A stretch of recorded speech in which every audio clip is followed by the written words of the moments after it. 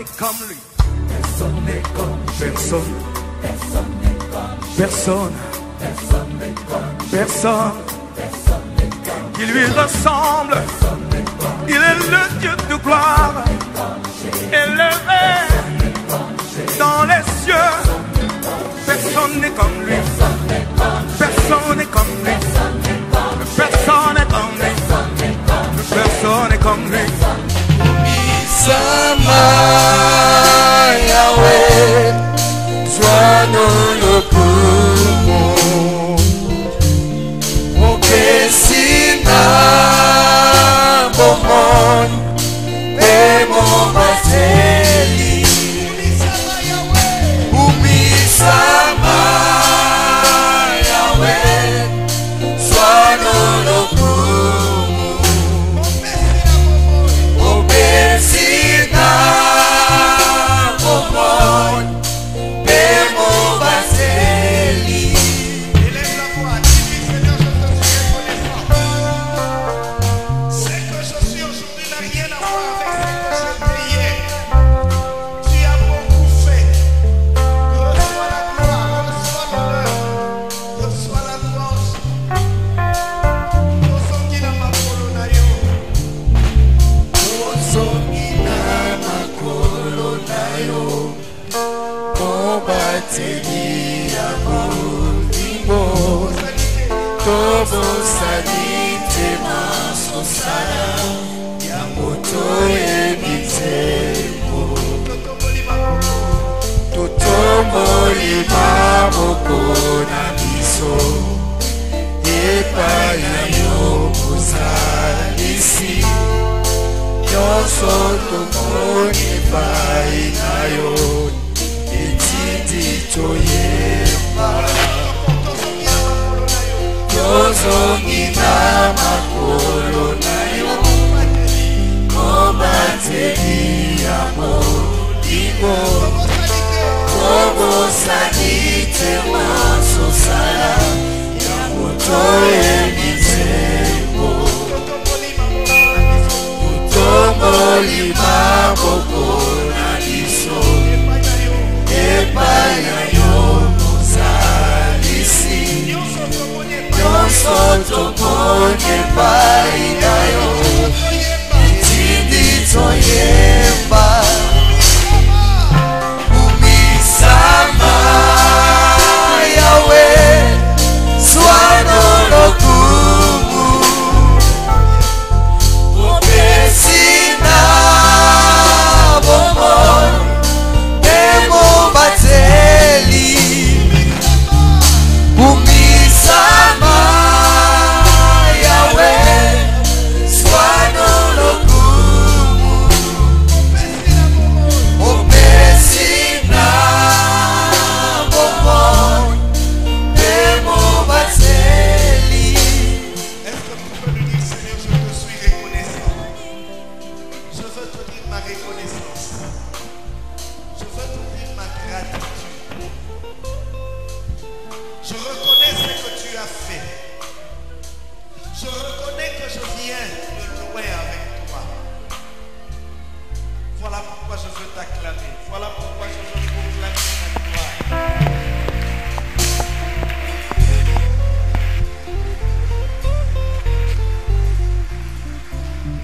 Amen.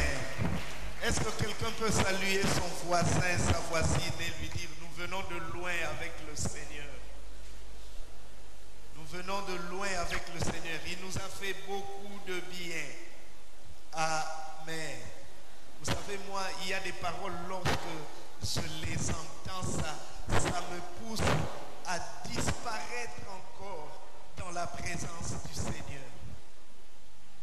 To pusani liboso na yo, na maloba ya motuya, bola mosaleli biso, etindi toyemba, totalili kolope nase, mosusu te lokola yo, oyo tozalaki lobi, pe oyo tokomi lelo bokeseni eza mingi kasi nyonso sengol.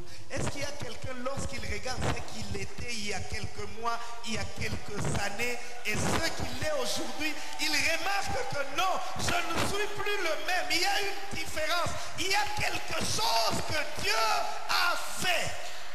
Amen. C'est pourquoi nous ne pouvons que lui exprimer notre reconnaissance et notre gratitude. Amen. Ce que nous étions il y a 2 semaines et ce que nous sommes aujourd'hui, il y a une différence. Il y a 2 semaines, nous avions un culte et aujourd'hui, nous avons 2 cultes. Amen. Il y a beaucoup de sujets de rendre gloire à Dieu. Nous avons passé, pas la semaine qui vient de s'achever, la semaine précédente, des bons moments dans la présence du Seigneur avec la famille. Avant-hier, vendredi, nous avons prié pour nos familles et aujourd'hui, nous allons clôturer cette pensée de Yesu Nalibo Tananga avec ce message que nous avons intitulé le plan des dieux pour la famille.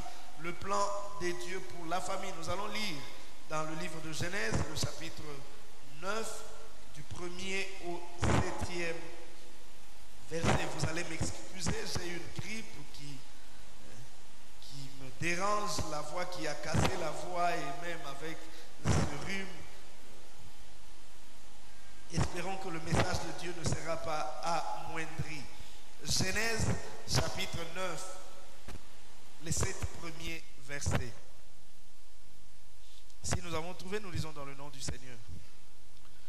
Dieu bénit Noé et ses fils.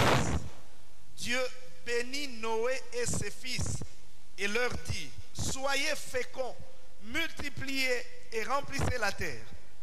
Vous serez un sujet de crainte et d'effroi pour tout animal de la terre, pour tout oiseau du ciel, pour tout ce qui se meut sur la terre et pour tous les poissons de la mer. Ils sont livrés entre vos mains. Tout ce qui se meut et qui a la vie vous servira de nourriture. Je vous donne tout cela comme l'herbe verte. Seulement vous ne mangerez point de chair avec son âme, avec le sang. Sachez-le aussi, je redemanderai le sang de vos âmes, je le redemanderai à tout animal et je le redemanderai à l'âme de l'homme, à l'homme qui est son frère.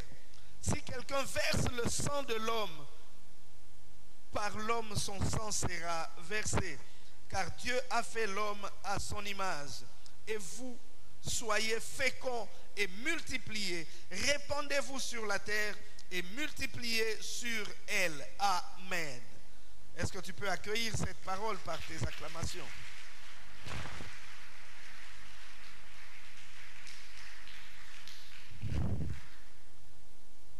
Nous avons dit que nous avions pour thème dans notre campagne d'évangélisation Yesu Nalibo Tananga, Jésus dans ma famille. Et notre souhait, notre prière était que le Seigneur fasse son entrée dans nos familles et qu'il prenne le pouvoir dans nos familles. Et lorsque le Seigneur prend le pouvoir dans une famille, c'est qu'il donne le pouvoir à cette famille-là. C'est comme cela que les choses se font. Et ce matin, nous voulons faire un état des lieux de la famille aujourd'hui. Et pour cela, nous verrons l'importance de la famille selon Dieu, le plan du diable contre la famille et enfin le plan de Dieu pour la restauration de la famille. L'importance de la famille aux yeux de Dieu, car la famille a de l'importance aux yeux de Dieu. La famille est une institution essentielle pour Dieu. Pour Dieu, la famille est essentielle.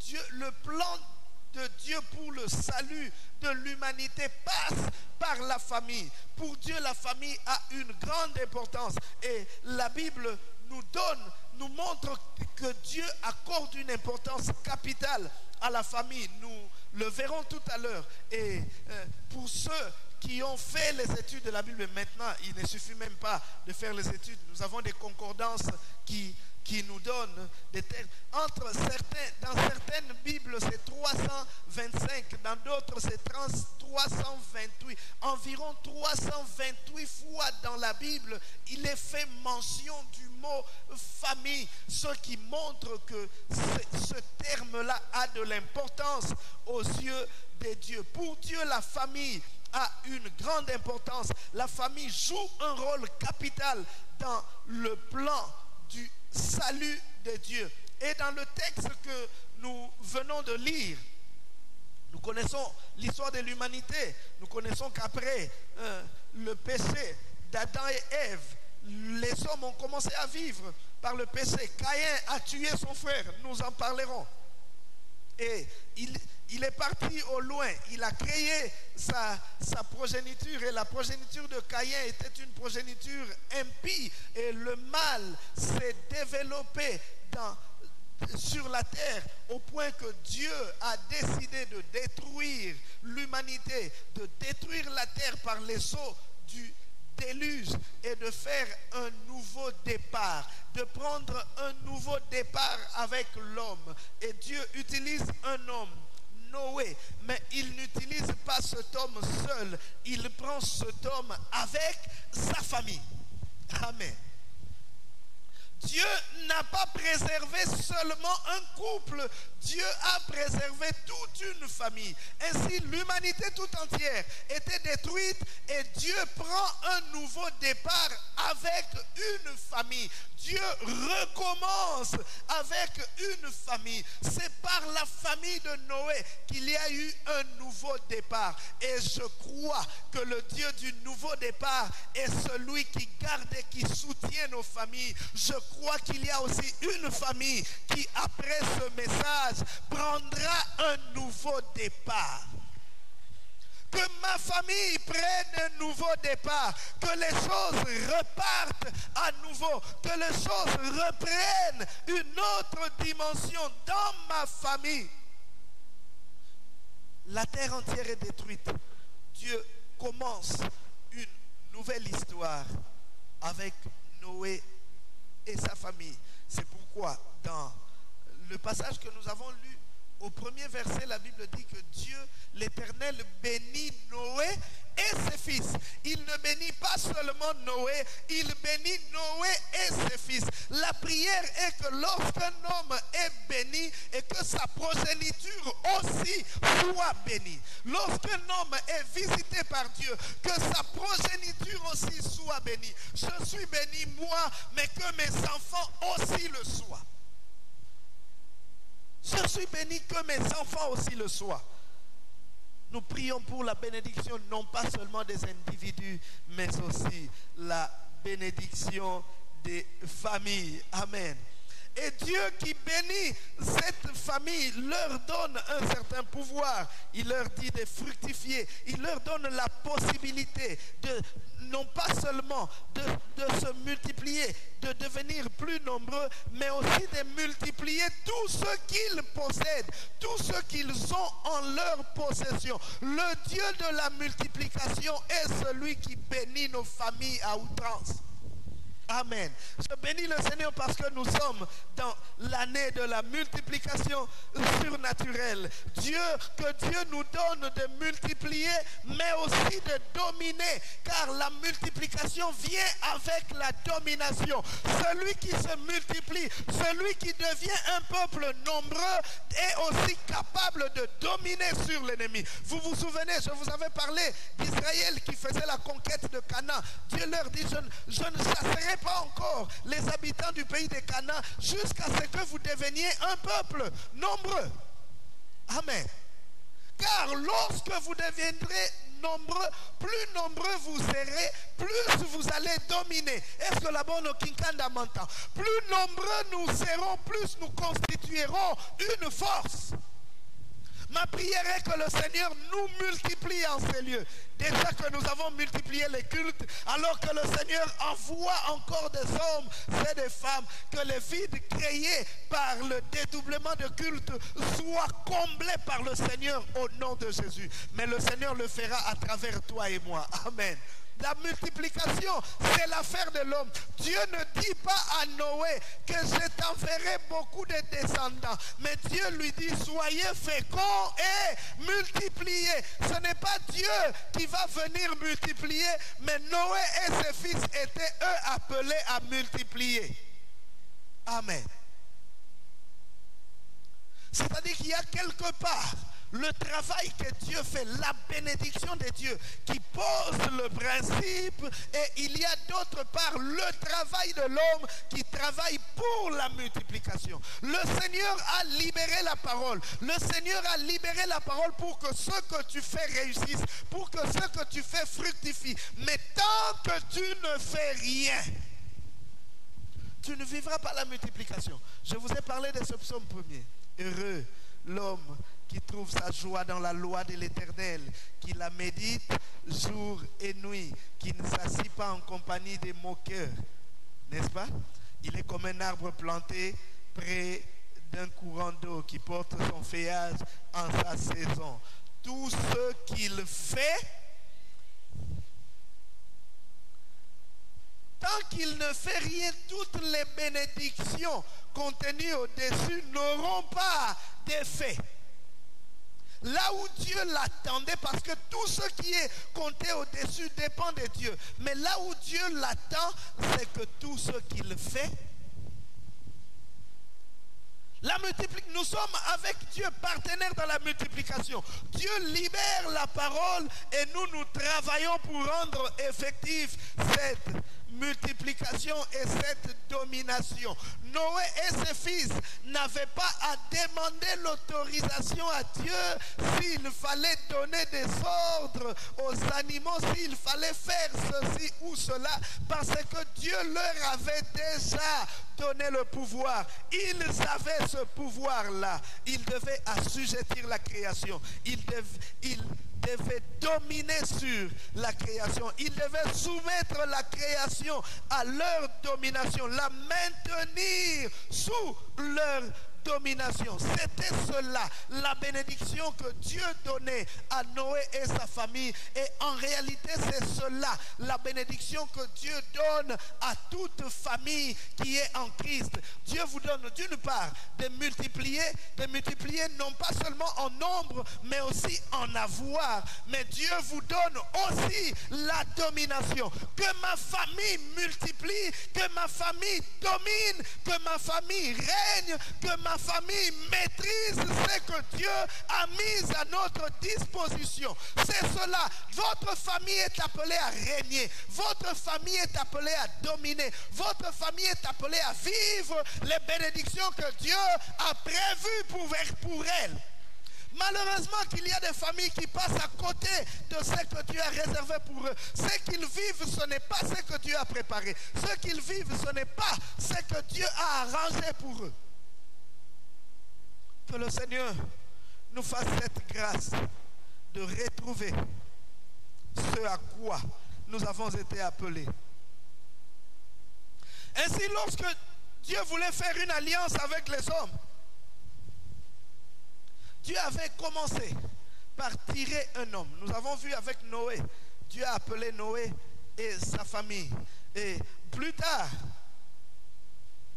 alors que les hommes avaient repris de vivre dans le désordre comme aujourd'hui, et Dieu qui avait juré de ne plus détruire la terre par les eaux du déluge, Dieu choisit un homme qu'il veut prendre comme point de départ d'une autre alliance, d'une autre dispensation. La dispensation de Noé était passée. Dieu voulait faire une autre alliance. Dieu prend un homme, mais à travers cet homme, Dieu crée une famille. Amen. Dieu tire un homme parmi les autres hommes. Il appelle Abraham. à partir d'Abraham, il crée une famille. À partir de cette famille sortira une nation, Israël, et que cette nation serait la lumière de toutes les nations et qu'à travers elle, toutes les autres nations viendraient au Seigneur. Et cela commençant par une famille. Lorsque Dieu appelle Abraham, lorsque Dieu bénit Abraham, la bénédiction d'Abraham est appelée à se répercuter, non pas sur toutes les nations, mais sur toutes les familles. Amen.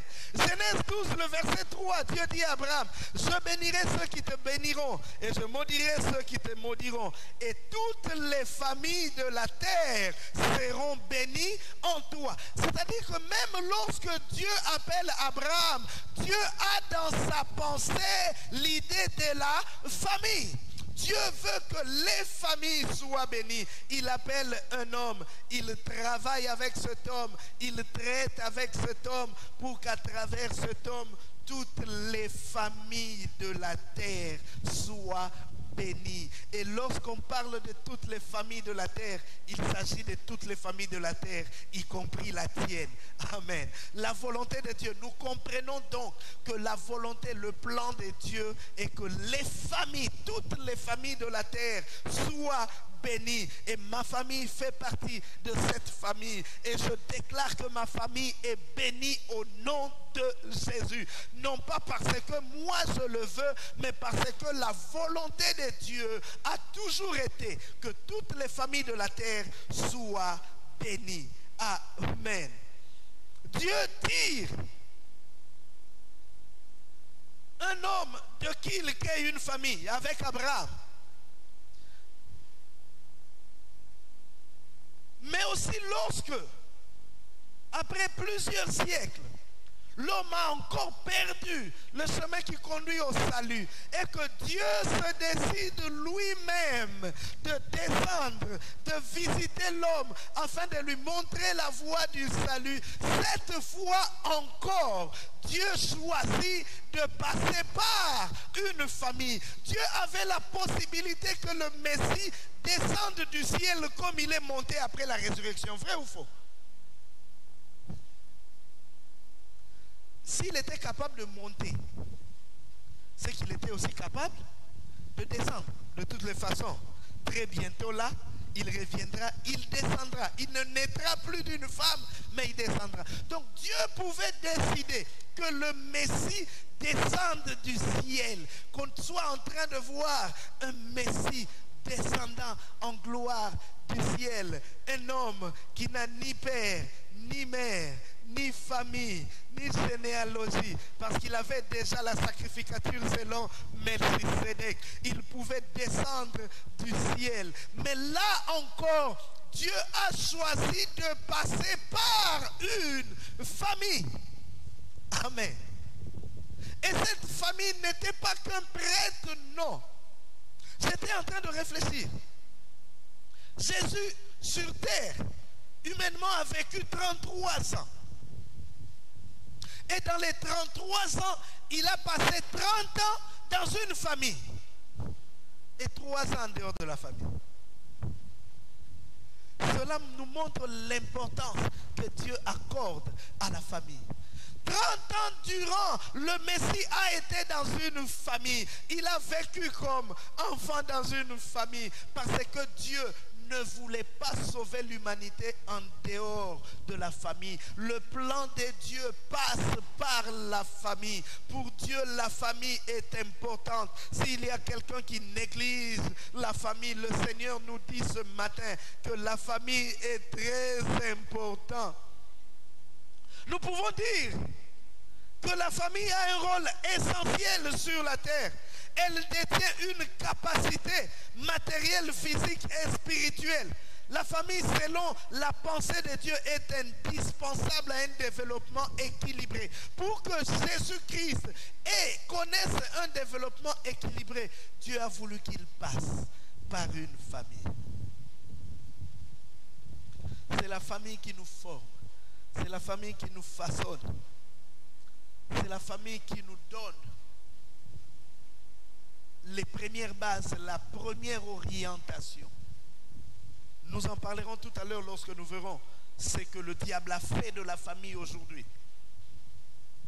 Car de nos jours, la famille est une institution en crise et Satan a fait de ses priorités de détruire la famille par n'importe quel moyen. Le diable travaille pour détruire la famille car il sait que lorsqu'une famille est équilibrée, sortiront de cette famille des hommes et des femmes forts capables de terrasser le diable. C'est pourquoi il nous attaque à la source.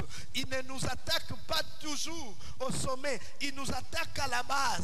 Il détruit à la base. Lorsque dans la famille il n'y a pas une bonne éducation, les enfants sont pervers. Ils ne sauront pas être des bons chrétiens en aval. Ainsi le diable sera tranquille. Il y a des familles que le diable a laminées, que le diable a détruites au point qu'elles ne constituent plus un danger pour lui. Elles ne constituent plus un danger pour le diable. Il y a des koulouna là-bas, il y a des impudiques là-bas, il y a des hommes et des femmes de désordre là-bas. Et le diable sait que là au moins je les ai freinés, là au moins je les ai retenus. Le diable a pour plan de détruire la famille. Le diable a pour plan d'empêcher à ce que de la famille sortent des hommes et des femmes puissants. Nous avons vu le vendredi, nous qui étions là, nous qui avions prié pour nos familles. S'il vous plaît, je pense qu'à cette heure, on ne peut plus faire entrer les gens. Le message a déjà commencé. Qu'ils viennent au deuxième culte.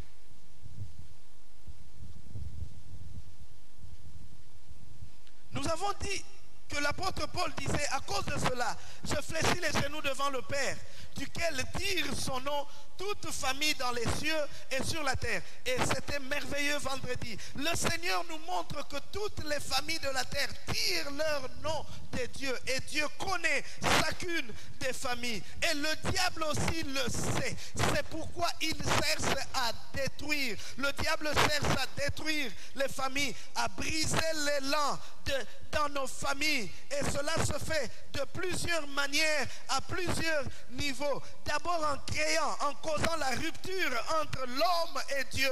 Et ça, nous l'avons vu depuis le jardin d'Éden. Parce que Adam et Ève étaient en harmonie avec Dieu. Le diable, sachant que s'ils continuent comme ça, ils auront des enfants qui seront en harmonie avec Dieu. Et le royaume de Dieu va encore grandir. Que je détruise cette relation entre l'homme et Dieu. Ainsi, la relation sera brisée entre la famille et Dieu. Car lorsqu'un homme n'est pas en bonne relation avec Dieu, il est difficile qu'il soit en bonne relation avec les hommes en général et avec les membres de sa famille en particulier. Lorsqu'un homme, quand je parle d'homme, c'est-à-dire humain, homme et femme, lorsqu'il n'est pas en bonne relation avec Dieu, ça sera difficile qu'il soit en bonne relation avec les autres. Regardez, je vous donne un exemple. Adam et Ève vivaient en harmonie. Le jour où Ève a été créée, Adam était émerveillé. Il dit, oh, voici cette fois-ci l'os de mes os, la chair de ma chair. On l'appellera femme. C'est une aide semblable. Il parle, il parle, il parle. Et puis même, le jour où ils ont péché, ils étaient en harmonie. C'est même ce qui a fait qu'Adam puisse accepter ce que Ève lui a donné. Chérie, oh, viens un peu. Prends ceci, mange. Ils ont mangé dans l'amour. Mais lorsque Dieu vient et que Dieu pose la question, Adam, où es-tu? Seigneur, je me cache parce que je suis nu. Qui t'a dit que tu es nu? As-tu mangé le fruit de l'arbre défendu? La discorde commence. Il dit, Seigneur, ce n'est pas moi, c'est la femme que tu m'as donnée. Lorsque le péché entre, on s'accuse. Lorsque le péché entre, on se détruit. Lorsque le péché entre, chacun cherche à tirer la couverture de son côté. Lorsque le péché entre, ce n'est plus Servir et non se servir. C'est se servir d'abord. C'est moi d'abord. Et les autres après. Le papa dit, le temps va passer, je dois me réjouir. Il préfère que l'argent qu'il a gagné, qu'il aille dans un bar, dans une boîte de nuit, le terminer avec la boisson et le lendemain, il y a des enfants qui n'ont pas de quoi aller à l'école, payer les frais scolaires et autres. Vous n'avez jamais vu ça? Vous pensez que tous ceux qui dilapident leur argent avec les femmes, avec les boissons, avec des vêtements qui coûtent cher, ils ont résolu tous les problèmes à la maison? Simplement, il se dit non, moi d'abord, n'ACP là.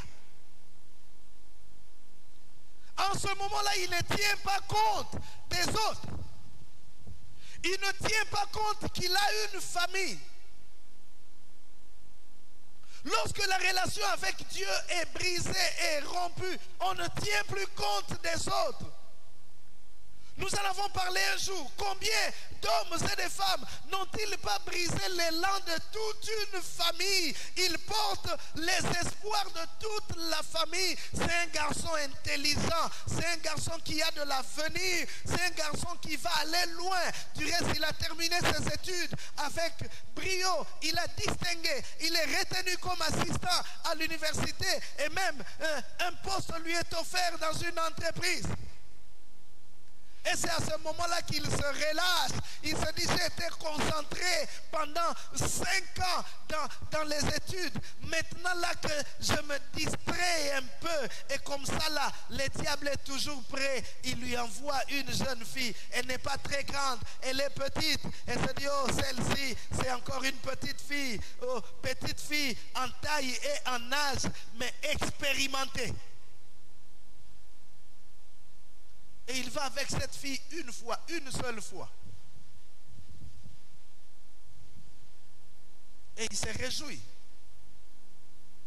Dans l'entreprise où on l'a engagé, il y a une mission à l'étranger.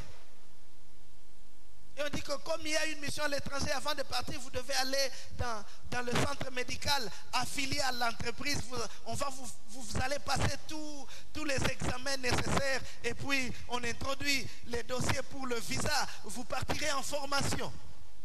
Et c'est là, alors qu'on passe le test, qu'il se rend compte qu'il est séropositif. Une seule fois. Qui a détruit non pas seulement sa vie, mais l'avenir de toute la famille. Parce que peut-être que les parents n'avaient pas suffisamment de moyens. Ils disent, nous nous concentrons sur celui-ci, qu'il avance, qu'il aille de l'avant. Et les parents se réjouissent quand il obtient le travail. Ils se disent, oh, maintenant nous allons souffler parce que c'est lui qui va prendre en charge les études de ces petits. Et là, l'élan est brisé parce que quelqu'un, pendant quelques minutes, a cessé de penser aux autres. Il n'a pensé qu'à lui. Et il a détruit toute la famille. J'ai connu une autre famille qui a été décimée. Le père qui est parti en mission de service a vécu en désordre. Et quand il arrive, il contamine la maman. Et quelque temps après, elle tombe grosse et l'enfante. Elle est morte en accouchant parce que la maladie s'était développée plus rapidement en elle. Et quelque temps après, le papa meurt. La petite fillette qui reste avec ses frères orphelins. Vous êtes déjà orphelin avec le poids d'une petite sœur séropositive.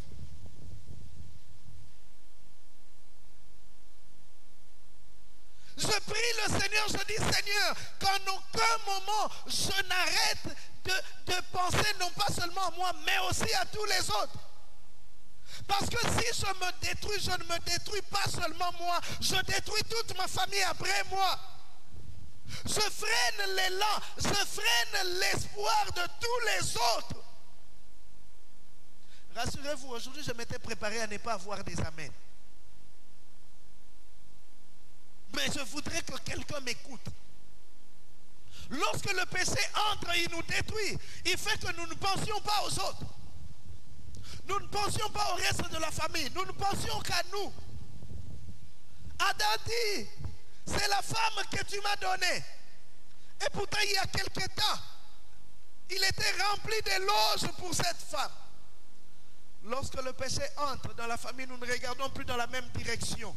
Nous ne fournissons plus les efforts ensemble. Nous ne travaillons plus ensemble. Chacun de nous fait des choses à sa manière. Maman achète une parcelle que papa ne connaît pas.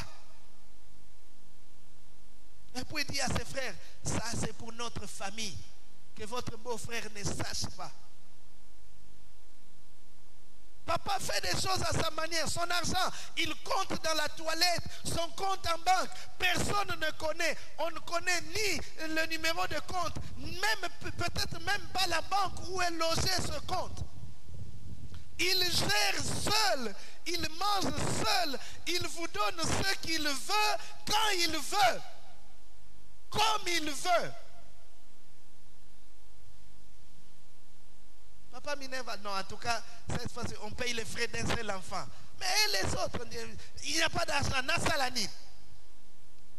Mais quand il viendra du travail, il va boire un verre. Quand il vient du travail, il va chez une dame qui lui prépare les mabokés là-bas. Et puis il laisse tout là-bas. Lorsque le péché entre, la famille est divisée. Lorsque le péché entre, la famille est détruite. Et le diable travaille comme ça en créant la rupture entre l'homme et Dieu. Que dire des enfants? Nous en parlerons un peu plus tard. Un autre domaine dans lequel le diable travaille, c'est dans la discorde entre frères. La jalousie s'installe. Cette jalousie crée la haine. Et la haine conduit deux fois au meurtre. On l'a vu avec Caïn et Abel. Ça a commencé par la jalousie. Pourquoi lui et non pas moi? On est dans une même famille. Mais on est en train de regarder pourquoi lui est... Bien aimé, écoutez-moi. On peut être issu de la même famille, né d'un même père et d'une même mère, mais on ne connaîtra pas les mêmes sorts. On peut même avoir étudié dans les mêmes écoles. Amen.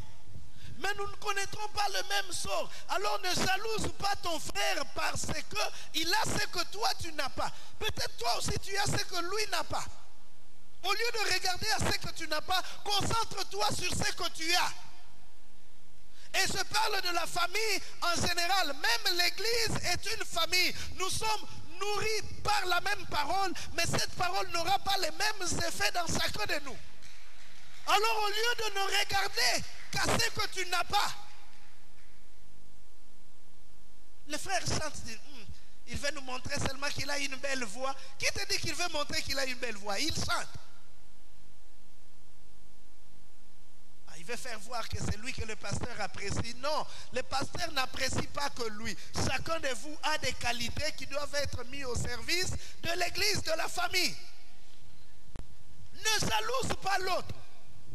Il a ce que tu n'as pas, c'est vrai, mais toi aussi tu as ce que lui n'a pas. Concentre-toi sur ce que toi tu as et que l'autre n'a pas. Il y a des gens qui sont là, les regards toujours fixés vers les autres. Qu'est-ce qu'il a fait?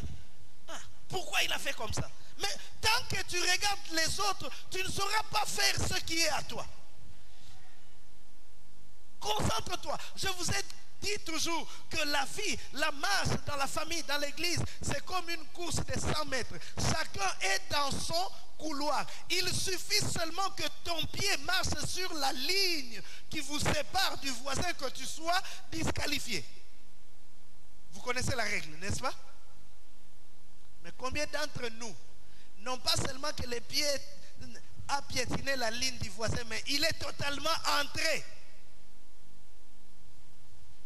Je vais être comme lui. Pourquoi lui? Pourquoi lui doit se marier et non pas moi? Et puis on va chez la fiancée, on dit, oh, mais toi, ce frère-là que tu passes frère, tout nanga, naye viva secret naye. Sorcier. Ne regarde pas ce que tu n'as pas. Concentre-toi sur ce que tu as. Je ne sais pas chanter, oui, peut-être que je peux prier. Peut-être que je peux arranger la salle. Tout le monde ne va pas prêcher. Tout le monde ne va pas chanter. Tout le monde ne sera pas à l'accueil. Chacun de nous, selon les capacités que Dieu a placées en lui, aura quelque chose à faire. Lorsque nous nous mettrons à ne regarder qu'aux autres, qu'est-ce qu'il a fait? On m'a dit qu'il a voyagé. Qu'il a voyagé. Il veut nous montrer seulement que c'est lui qui voyage. Est-ce que quelqu'un qui voyage a besoin de montrer à quelqu'un qui voyage? Vous saurez qu'il est parti.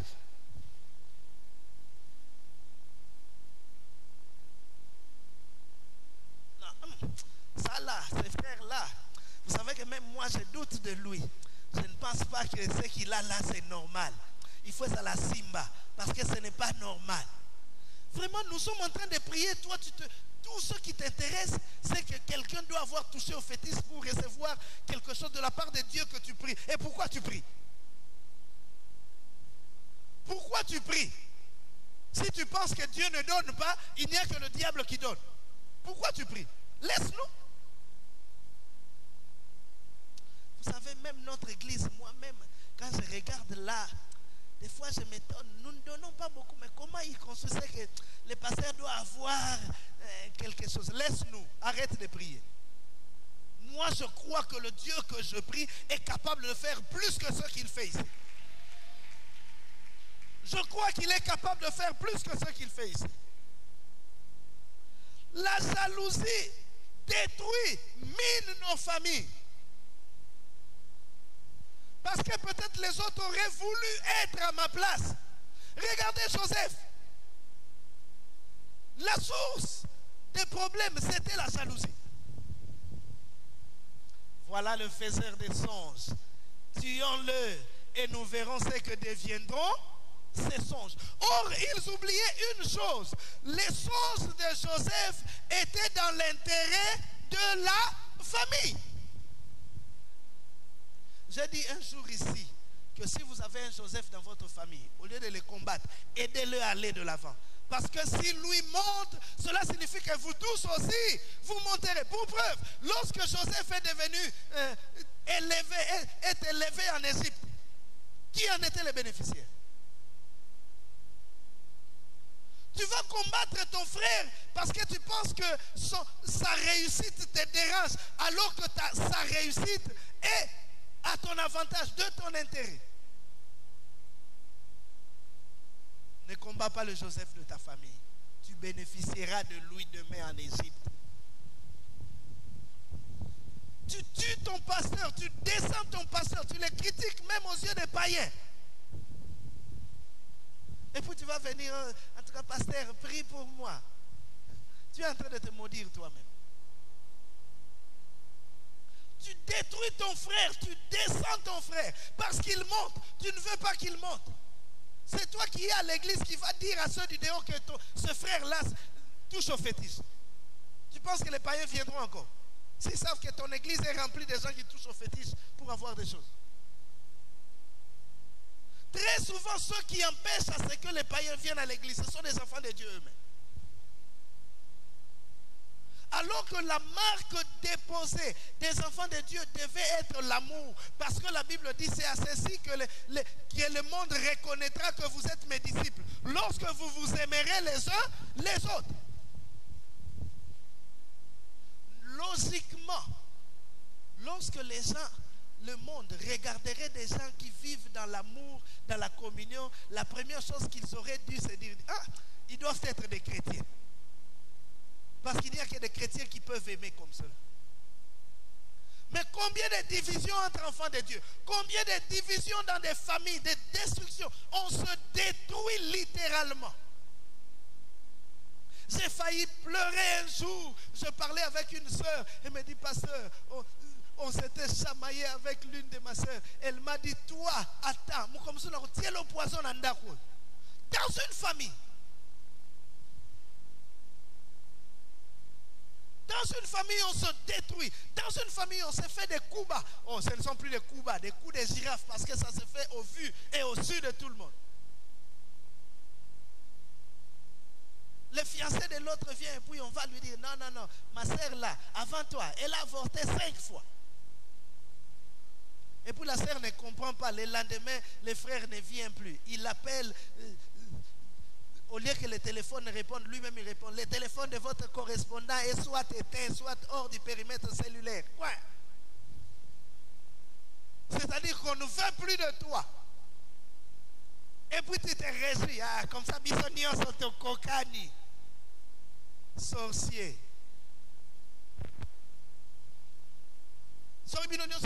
Tu gagnes quoi?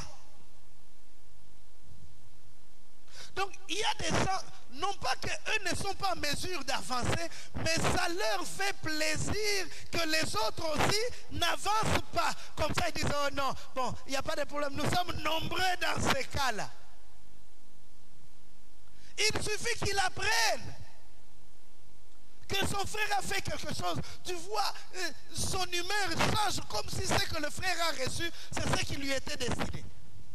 Mon frère, ça ne me dérange pas que le Seigneur te donne des millions. Car les millions que tu reçois là, ce ne sont pas les millions qui m'étaient destinés que Dieu t'a donné. Dieu est différent d'Isaac.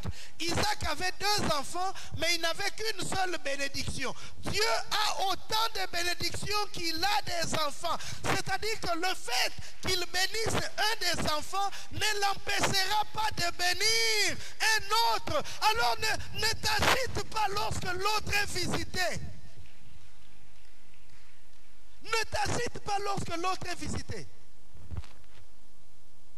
Au contraire, cela doit t'encourager à dire que c'est que nous prions dans le vrai. Si le frère avec qui je priais visiter, c'est que moi aussi bientôt, je le serai.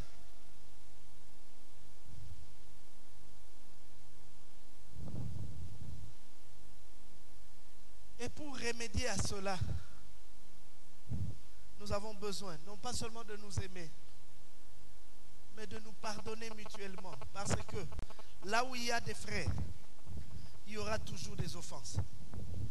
Pour éviter, empêcher à ce que la haine, la jalousie n'enfante la haine et qui conduise à la destruction, ne se développe, apprenons à nous pardonner. Il y a des familles où ce mot-là a disparu, ça n'existe pas. Ils étaient enfants. L'un avait 7 ans, l'autre 5 ans. Et puis, le petit a dit des choses fausses aux parents et puis les parents ont puni l'aîné à 7 ans. Il a gardé la haine. Ils ont aujourd'hui 47 et 45 ans. Et un jour, il lui balance ça. Tu sais que toi, je ne t'aime pas. Depuis qu'on avait 7 ans là, quand tu m'avais accusé et qu'on m'avait puni à cause de toi. Ah, papa! 40 ans plus tard, tu gardes la même haine, tu gardes la même colère. Il y a des familles où les gens ne se parlent pas. Ça fait des années.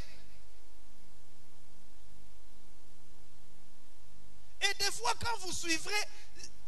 Non, Apimelaghi est foufou. Et puis,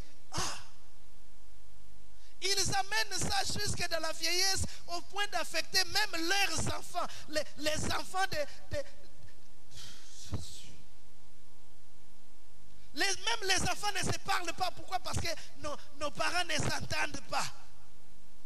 Vous ne savez même pas pourquoi ils ne s'entendent pas. Mais tu entres dans cette haine. Sors de ces choses. Tu haïs quelqu'un simplement parce que son père et ton père ne se parlent pas. Tu penses que c'est juste ça? C'est normal ça. Tu vas entrer dans un lien que tu ne connais pas et tu te bloques toi-même. Que le Seigneur nous aide. Ma prière est que l'amour de Dieu fasse son entrée dans nos familles. Ma prière est que le pardon soit présent dans nos familles. Que les époux apprennent à se pardonner.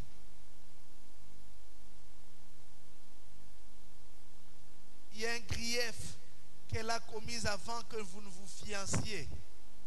Et puis tu as dit, je vais l'épouser quand même. Mais dans les mariages, elle fera ça pour lui montrer que moi je suis un homme. Comment il pouvait me mettre avec un autre fiancé. Vous savez, des fois, il y a des moments où on n'encourage pas. Il y a des sœurs des fois qui s'embrouillent. Il ne sait pas, c'est Paul ou c'est Jean. Et puis il hésite, elle hésite. Finalement, elle te choisit toi. Mais comme tu avais appris qu'il y avait Jean qui était là, tu dis, je l'épouse quand même. Mais quand on va se marier, elle va souffrir. 30 ans de mariage, tu l'as fait souffrir à cause d'un événement qui a eu lieu pendant les fiançailles.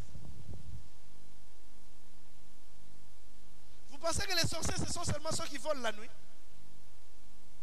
Celui qui garde une haine, une colère pendant longtemps comme ça, c'est un sorcier. Vous dormez dans la même chambre, sur le même lit, vous vous réveillez, mais toi dans ton cœur, tu as un plan.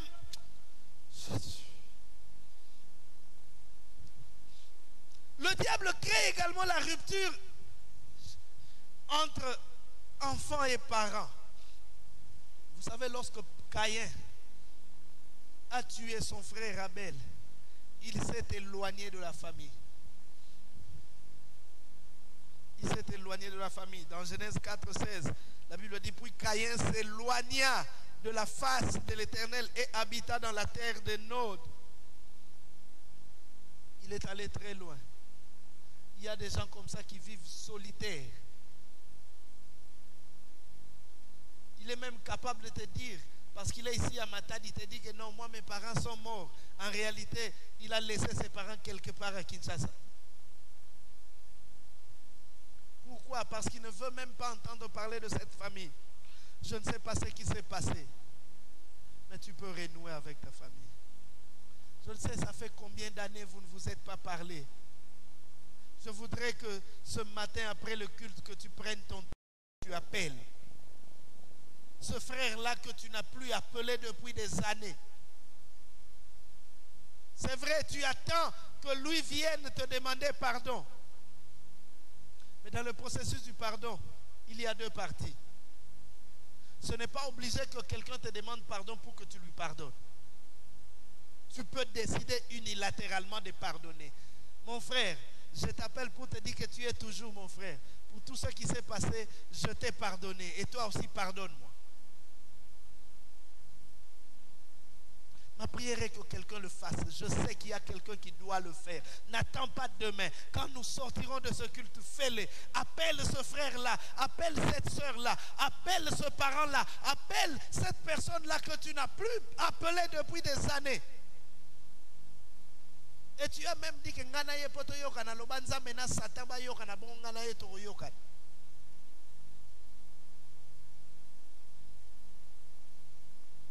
Le diable travaille aussi dans diverses déviations qui détruisent les familles, les valeurs de la famille. Et parmi ces déviations, nous avons l'homosexualité, l'adultère, l'impudicité. J'ai peur. Chaque jour, lorsque je regarde la télé, j'ai peur. Des fois, je me dis, c'est une bonne chose que nous ayons fait entrer les chaînes câblées dans nos maisons. Ça nous permet d'être au contact avec le monde. C'est une très bonne chose. Nos enfants aujourd'hui connaissent les choses que nous ne connaissions pas à leur âge. N'est-ce pas? Pourquoi? Parce qu'ils voient ce qui se passe en Europe, ce qui se passe en Amérique. Ils sont au courant. Ils ne sont pas encore partis, mais ils connaissent déjà ces choses. Mais le revers de la médaille, c'est que les antivaleurs de ces sociétés nous sont directement communiquées. En Europe, le divorce est chose facile. On divorce comme on se marie. Mais ce n'est plus seulement en Europe. Dans plusieurs pays africains, j'étais cette année dans un pays africain où le mariage n'est pas très important. Les jeunes filles font des enfants. L'important c'est d'avoir des enfants. Je pose la question à une jeune fille. Tu as un enfant? Oui, j'en ai 3. Je dis, oh, et ton mari? Il dit, oh, je n'ai pas de mari. Je dis, oh, comment tu as 3 enfants et tu n'as pas de mari? Elle me dit, bon, j'ai parlé dans mon petit anglais là. Et elle me dit, est-ce que pour avoir des enfants, il faut forcément avoir un mari? J'ai fait des enfants avec un homme, c'est fini. Et c'est ça la valeur de cette société. C'est une société sans père. C'est pourquoi le banditisme s'est développé fortement là-bas. Et c'est en train de venir chez nous. Le phénomène Koulouna tel que nous le connaissons aujourd'hui là n'était pas comme cela il y a quelques années. Pourquoi? Parce qu'il n'y a plus de valeur de famille. La famille n'existe pas. Si les parents ont démissionné, les enfants prennent tout dans la rue. Ils apprennent tout dans la rue. Nous regardons la télé où, en tout cas aujourd'hui, 9 films sur 10, c'est pourquoi moi je n'aime pas les films, 9 films sur 10 fait l'apologie de l'homosexualité. Et vous dites que non, ils regardent seulement, ils ne vont pas pratiquer. C'est une sémence qui entre. C'est une sémence qui entre. Je refuse cela dans ma famille. Nous pensions que l'homosexualité était loin de nous. Aujourd'hui, elle n'est pas seulement dans nos portes, mais elle est déjà au milieu de nous. Il y en a qui le font parce qu'ils sont forcés. Parce que dans l'entreprise, on a dit que pour qu'on t'engage, tu es homme, mais tu dois être la femme du boss. Et puis si tu fais ça, il te donnera un bon poste. Et puis tu as une jeep, tu peux te marier, tu as ta femme, mais tu es la femme du boss. Et puis pour la jeep, pour le poste, il accepte. Mais d'autres le font aussi par conviction. C'est comme ça. Il aime les femmes, elle aime les femmes. Il aime les hommes, elle aime les femmes. Peut-être par pudeur, elle ne vous le fait pas savoir, mais sa vie cachette est comme cela. Et Dieu sait, parce que Dieu m'a déjà révélé qu'il y en a au milieu de nous. Ils viennent, ils prient avec nous, elles prient avec nous, elles adorent le Seigneur avec nous, mais elles savent qu'elles mènent une vie.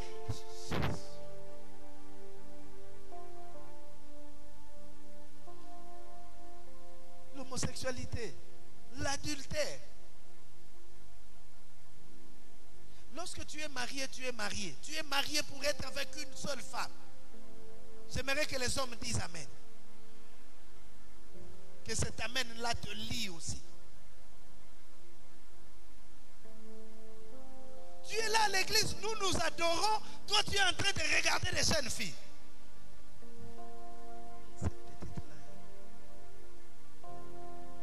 Ma fille, voilà, en tout cas Dieu me met à cœur de te soutenir. Si tu as un besoin, n'hésite pas. Voilà ma carte, viens me voir. Katouka. Si tu as des gens à soutenir, viens déposer l'argent au bureau. Nous connaissons les jeunes filles qui sont en difficulté et nous les aiderons.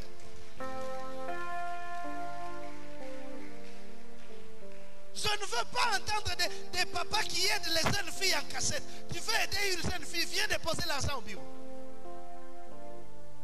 Attends qu'il t'écoute une église, aux autres sont battus, bon, jeune fille de rose. Quand on demande l'argent, tu es le premier à murmurer. Mais l'argent, tu veux donner à ces petites filles. Il n'y a pas que les hommes, même les femmes.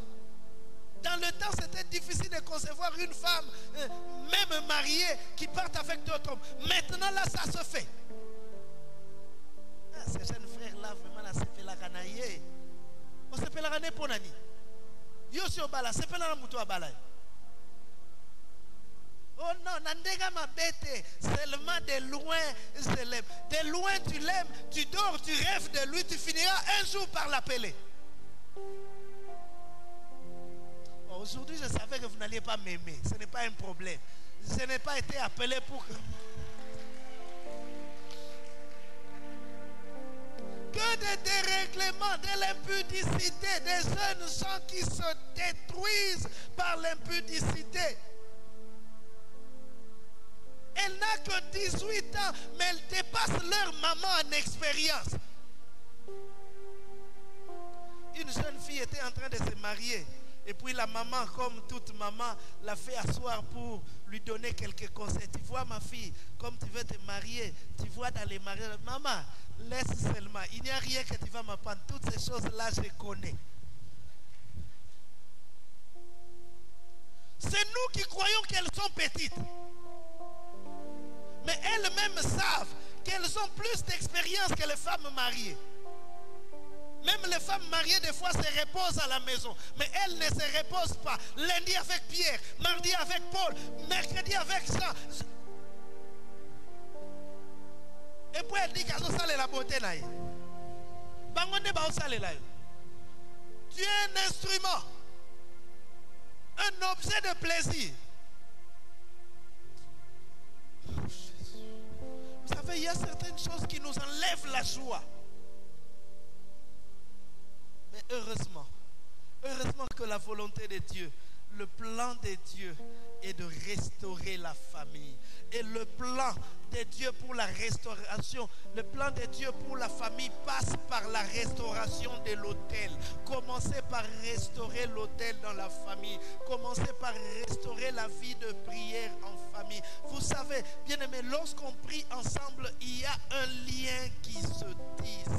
Il y a des familles qui n'ont plus le temps de prier les uns pour les autres, de prier les uns avec les autres. Peut-être que vous priez, mais chacun dans son coin. Oui, chacun a besoin de développer sa vie de prière à part. Mais retrouvez-vous ensemble et priez ensemble. Priez les uns pour les autres. Que nous rétablissions l'autel dans la famille. Que nous prenions ne serait-ce que quelques minutes ensemble. C'est vrai, chacun a ses occupations. Chacun a ses affaires. Mais trouvons un temps. Si le matin nous ne pouvons pas le faire, faisons-le même le soir avant de dormir. Prions ensemble, s'il vous plaît. Rétablissons l'autel ensemble. Une famille qui a l'habitude de prier ensemble pourra facilement faire face aux vagues de l'ennemi. Car la prière en famille, le culte familial a un pouvoir de souder encore les membres les uns aux autres. Et il faut remettre Christ au centre de la famille. Que Jésus revienne au centre de la famille. Que la vie de Dieu soit au centre de la famille. Que l'éducation chrétienne soit la norme dans la famille. Que les parents craignent le Seigneur. Que les enfants craignent le Seigneur. Parents, tu ne peux pas espérer que tes enfants craignent le Seigneur si toi tu ne le crains pas. Tu vis dans les désordres. Et puis tu cries sur les enfants. Je ne vais plus voir personne. Après 21h, aucun enfant n'entrera ici. Toi, tu rentres à 2h. Tu penses qu'il rentrera à 21h? Pourquoi vous ne voulez pas aller à l'église? Vous êtes des enfants incultes. Je ne veux pas voir quelqu'un ici à la maison. Les matins, tout le monde à l'église. Et puis toi, tu es là, téléfoot. Tu penses qu'ils vont partir? Ils vont sortir, ils font un tour et puis ils rentrent. Et puis s'ils sont courageux comme moi, un jour j'ai dit à mon père, j'ai dit, je ne veux pas aller à l'église parce que toi-même tu ne vas pas. Si tu veux que j'aille à l'église, nous partons nous tous. Il dit non, il ne faut pas me suivre. Moi je suis fils d'un pasteur, j'ai grandi dans la maison d'un pasteur. Toute la Bible là, on nous a déjà enseigné ça. Je vous dis toujours que les enfants ne font pas ce que nous leur dirons de faire, mais ils font ce qu'ils nous voient faire. Si tu te mets à genoux, tu verras ton enfant se mettre à genoux. Je n'ai pas peur de prier devant mon enfant. Je n'ai pas peur de danser pour Dieu devant mon enfant. Parce que je sais que s'il me voit le faire, lui aussi le fera. Si je danse autour d'une bouteille de bière, sois-en sûr que tes enfants le feront. Remettons la vie de Christ au centre de la famille. Et la volonté de Dieu est que nous ayons des familles délivrées de l'emprise du Satan. Dieu a donné à la famille de Noé le contrôle. La perversion nous éloigne de Dieu. Noé a eu à vivre dans le désordre parce qu'il buvait. Et l'un de ses enfants, Sam, a découvert sa nudité parce qu'il a bu. Mais nous voulons que nos familles soient délivrées. Délivrées de l'emprise de l'alcool, délivrées de l'emprise du sexe, délivrées de l'emprise de l'argent. Que l'amour soit le maître mot dans nos familles, car c'est ce que Dieu avait prévu. Dieu veut restaurer des familles. Dieu veut rétablir des familles. Est-ce que quelqu'un veut aussi recommander sa famille entre les mains du Seigneur? Qui dit, Seigneur, restaure ma famille. Seigneur, rétablis ma famille. Je ne sais pas qu'est-ce qui se passe. Je ne sais pas où sont tes frères. Je ne sais pas comment sont tes frères. Je ne sais pas comment vivent-ils. Mais je sais une chose, c'est que Dieu peut les restaurer. Est-ce que tu peux t'élever avec moi? Nous n'avons que quelques minutes. Nous sommes en train de terminer. Parle-lui, dis-lui, Seigneur, restaure ma famille. Seigneur, rétablis ma famille. Seigneur, redonne la joie à ma famille. Vous êtes une famille qui a perdu la joie à cause d'un événement qui s'est passé. Vous avez perdu un des vôtres et la joie dans la famille est partie. Ma prière est que le Seigneur restaure cette famille. Ma prière est que le Seigneur rétablisse cette famille. Ma prière est que le Seigneur remette la joie dans cette famille. Est-ce que tu peux prier? Dis-lui, Seigneur, restaure ma famille. Restaure ma famille. Rétablis ma famille. Rétablis ma famille, Seigneur. Rétablis ma famille, Dieu. Rétablis ma famille. Redonne de la joie à ma famille. Enlève de ma famille tout ce qui n'est pas de toi. Enlève de ma famille tout ce qui détruit. Enlève de ma famille tout ce qui détruit. Seigneur, Seigneur, Seigneur. Jésus. Jésus. Jésus.